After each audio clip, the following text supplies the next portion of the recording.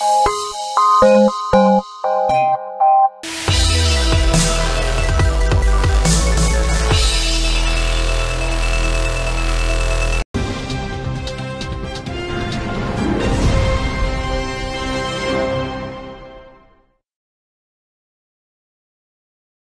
équipes pédagogiques chargées d'assurer les bons déroulements des épreuves écrites du BPC, brevet d'études du premier cycle session de juillet 2023, ont quitté Brazzaville ce vendredi 30 juin pour leur zone d'affectation. Chaque chef de délégation, parce que vous prenez l'exemple de Pointe-Noire, il y a un coordonnateur, il y a les chefs de zone.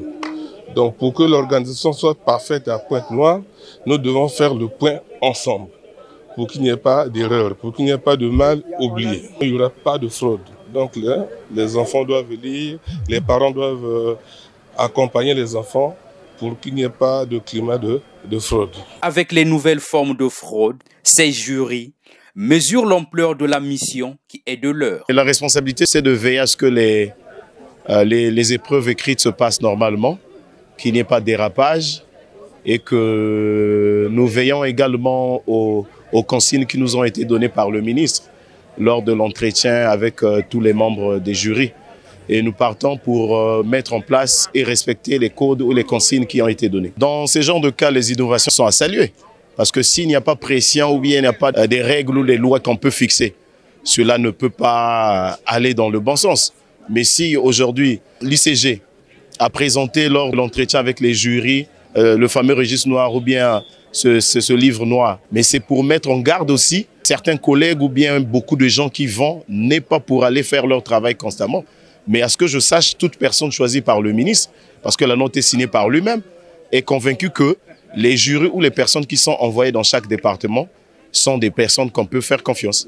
Le ministre de l'enseignement préscolaire, primaire, secondaire et de l'alphabétisation, Jean-Luc Montou, était présent à ce départ.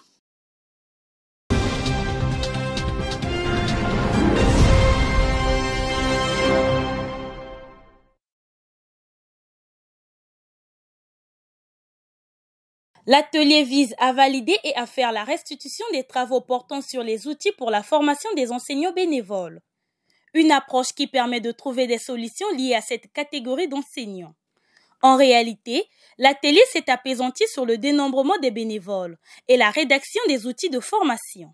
Il n'y a pas de formation d'enseignement bénévole, d'enseignement de manière générale, sans document de formation. Et il y a eu des premières missions qui se sont déroulées à l'intérieur du pays, qui consistait d'abord à dénombrer les bénévoles, combien ils étaient. Ensuite, nous avons identifié leurs besoins en formation. Le constat est simple. Et nos enseignants bénévoles avaient des problèmes pratiquement dans tous les sens. Au niveau pédagogique, au niveau didactique et même au niveau académique. C'est donc à l'issue de ces missions que nous avons initié, il fallait forcément créer des outils de formation parce que on ne peut pas aller les former sans ces outils-là. Après ce bain pédagogique, tous affichent la volonté d'appliquer les nouvelles connaissances. Le travail soumis à notre approbation est un travail formidable. Vous savez qu'il n'y a pas d'enseignement sans formation. Voilà. Le travail consistait à manier les outils de formation des enseignants bénévoles. Donc un travail, comme je disais, formidable. Il faut qu'on les mette en pratique pour les besoins d'amélioration des rendements scolaires. La coordonnatrice du projet, elle, salue l'initiative. Il me plaît de constater qu'après 2 jours d'échange, de partage, de concertation, vous êtes arrivés aux conclusions que le rapporteur de notre atelier vient de vous présenter. Je terminerai mes propos en réitérant à tous mes sincères remerciements pour votre participation active à cet atelier.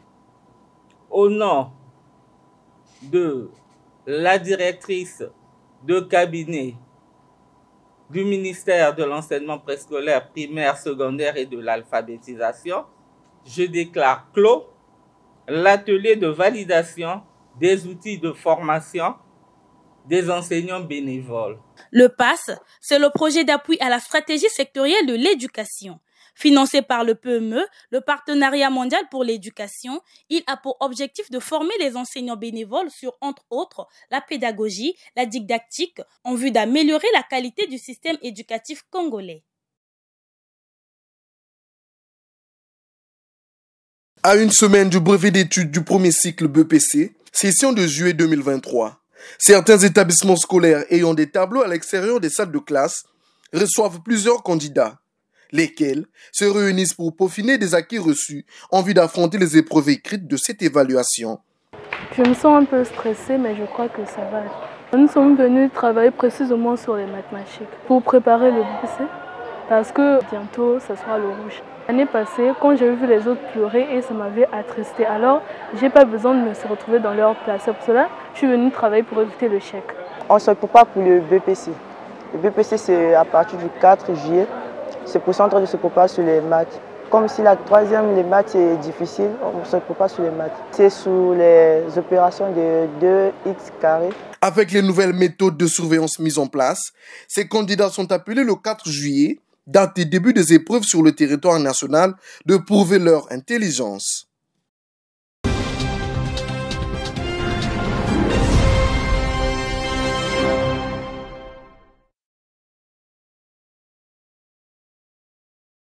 La mauvaise gestion des ordures ménagères cause des bouchons dans les caniveaux, utilisés à tort par des populations riveraines comme bac à ordures. Conséquence, le drainage des eaux devient difficile et les déchets se retrouvent sur la chaussée. Une prise de conscience est nécessaire pour garder l'environnement propre. De jeter les ordures dans les poubelles, on a les averdas mis par le gouvernement, donc d'utiliser ça.